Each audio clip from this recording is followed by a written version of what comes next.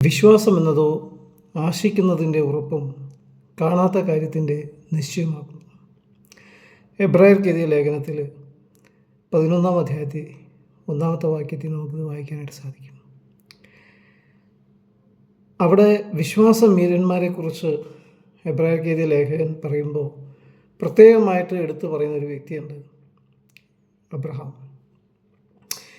അബ്രഹാമിന് ദൈവം ഒരു സന്തതിയെ വാഗ്ദത്തം ചെയ്തു. വാഗ്ദത്തം ചെയ്തത് അദ്ദേഹത്തിന് 75 വയസ്സുള്ളപ്പോഴാണ്.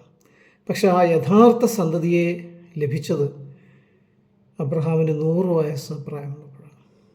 എന്ന് വെച്ചാൽ 25 കൊല്ലം ആശയ്ക്ക് വിരോധമായി ആശയോടെ അബ്രഹാം സാറയുടെ ഗർഭപാത്രം നിർജീവമാണ് എന്ന് ഗ്രഹിച്ചിട്ടും തൻ്റെ ശാരീരിക അവസ്ഥ ഗ്രഹിച്ചിട്ടും കർത്താവിൻ്റെ വാഗ്ദത്തത്തിൽ വിശ്വസിച്ചത്.